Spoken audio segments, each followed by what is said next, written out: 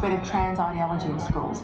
Now, among the findings were that at least 28% of secondary schools do not have single-sex toilets, and some 60% of students are allowed to participate in whatever sport they like, regardless of whether they match that gender. Only 39 out of 154 schools replied to researchers that they would inform parents if a child said they wanted to change their gender. Some 87 schools said they wouldn't tell the parents. Today, as part of the World Book Day celebrations, we've been hosting sessions from Drag Queen Storytime. If you want to wear an item of clothing that makes you happy, please do it. It's just one person in one outfit, and we just got to learn to love everybody. If you want to change a culture, if you want to destroy a culture, then the place to start is teacher training. And when you think of it, to permeate the whole curriculum with issues of gender, race and class, it does exactly that. Mass psychosis and gender dysphoria destroys so many vulnerable children's lives. With failure to achieve peace, they squandered the opportunity for peace that came from the collapse of the Soviet Union. They reduced the geopolitical discourse to a Punch and Judy show. They want us to believe Putin is entirely evil and the West is Santa Claus. But people know about their broken promises.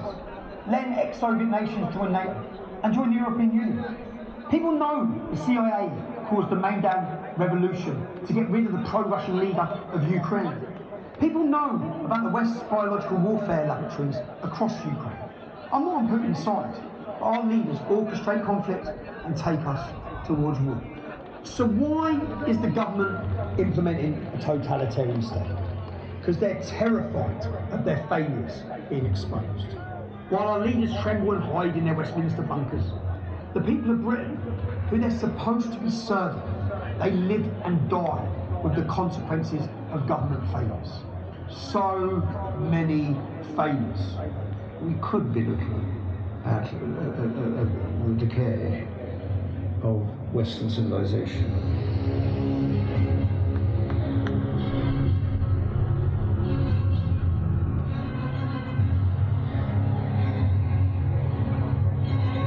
So, to the leaders of our nation, the people elected to serve us, the people, your lust for power and your moral cowardice created this mess.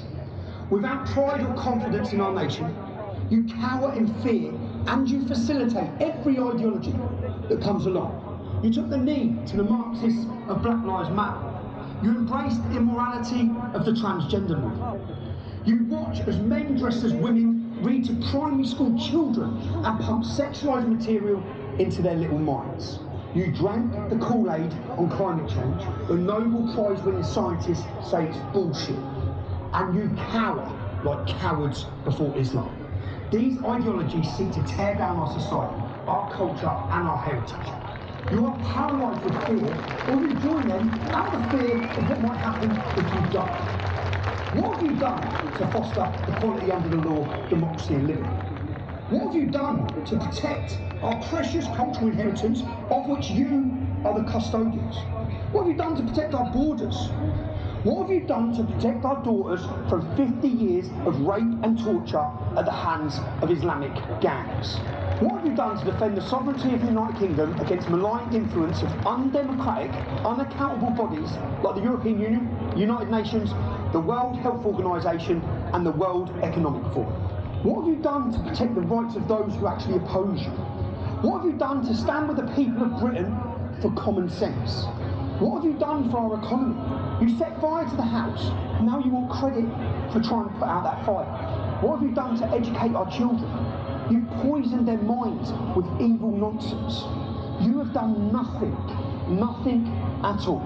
In your lust for power, you seek to take our freedoms, and in your moral cowardice, you fail to speak out and stand against the evil ideologies that want to wreak havoc on our beautiful country. You underestimate the human spirit. We are a free people. You cannot take that freedom away. We will fight to preserve it, and our love for freedom will always conquer your lust for power. Your tyranny will fail.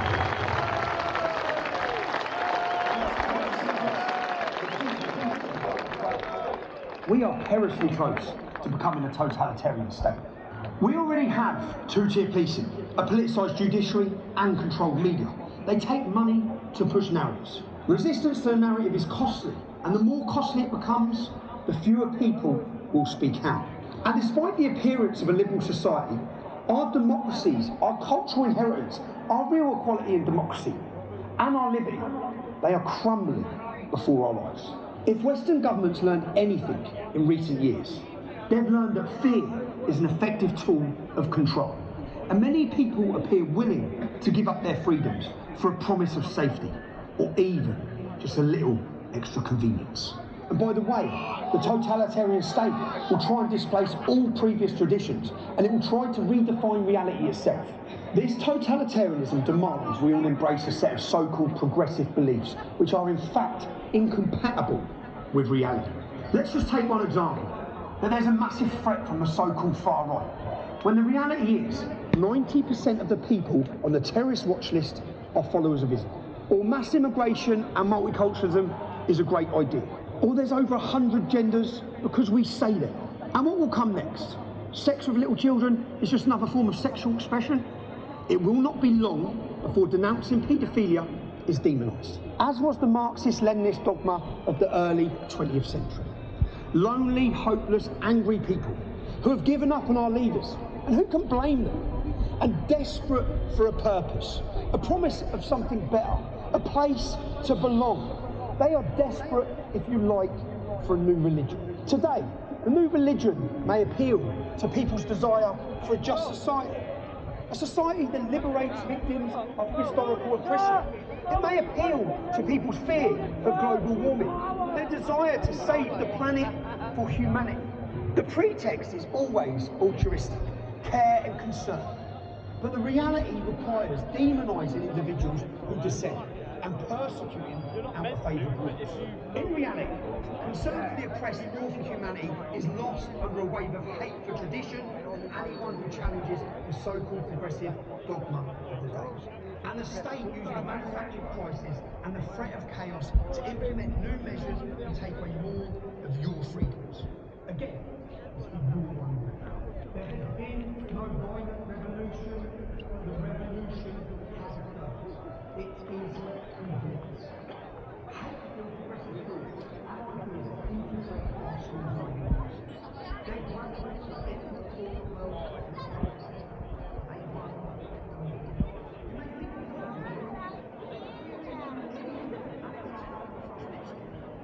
there is no way of knowing the charges will be brought against you.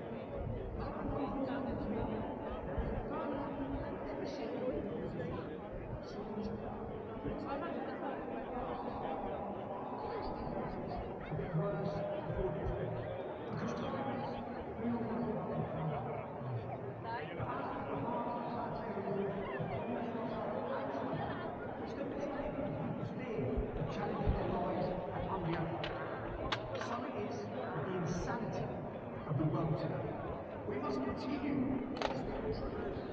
We must stand up and speak out. The state will not be wrong. If we lose our freedom to speak, the freedom to think will become less casual. Scrutiny dies and tyranny reigns.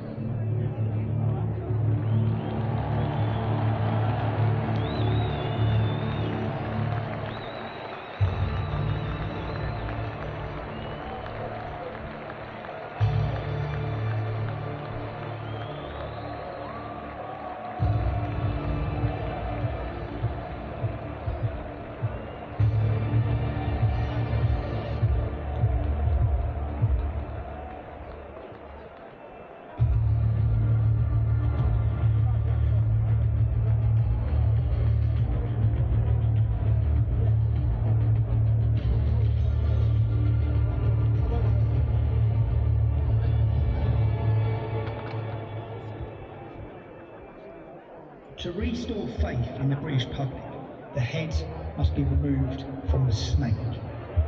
Let's start with getting the resignation of Mark Rowley. If you're angered and frustrated by what you've seen, please go to resignmarkrowley.com. We will hand this petition in our thousands at our next event on July the 27th in London.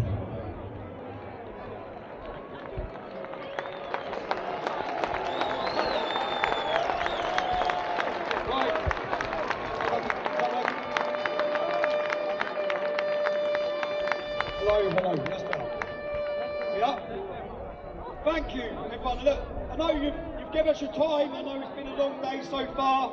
You've all come here. I can't literally stand here and take all the gratitude for making these films because there's a team of us at Urban Scoop. I'd like to thank Aidan, who's put this film together, made it the artistic work that it was.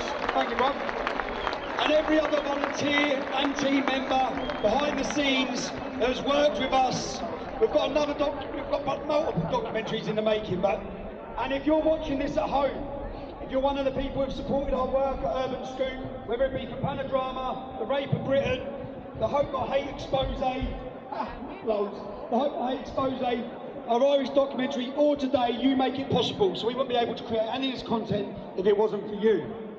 Now, let me get this out. If you're watching this at home, I'll talk at the end about the next day we all meet up again, yeah? But if you're watching this, Mark Rowley must resign. You have failed this city.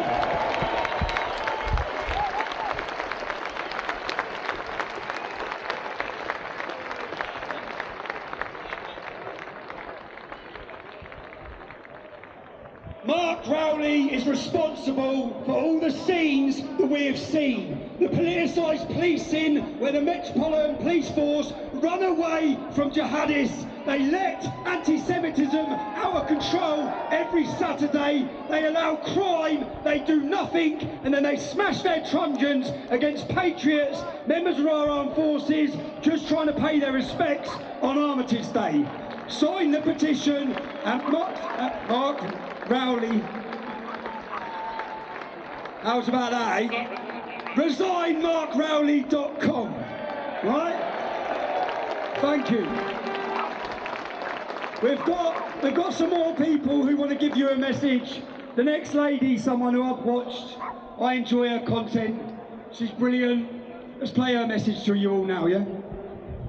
It's June Slater. It was a hard enough fight trying to leave the European Union. I never thought I'd see the day where I'd have to fight to leave my own front door. Or fight not to have a new drug put into my arm I knew so little about. Or watch care workers get sacked, 40,000 of them, for wanting to exercise the same caution. I never thought I'd see media figures, celebrities, and politicians over-exaggerate claims and effects and benefits of a drug they knew so little about.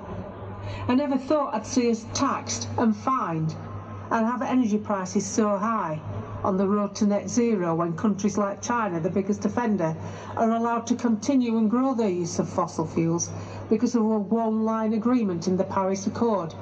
They receive foreign aid from countries like us who are crippling themselves. I never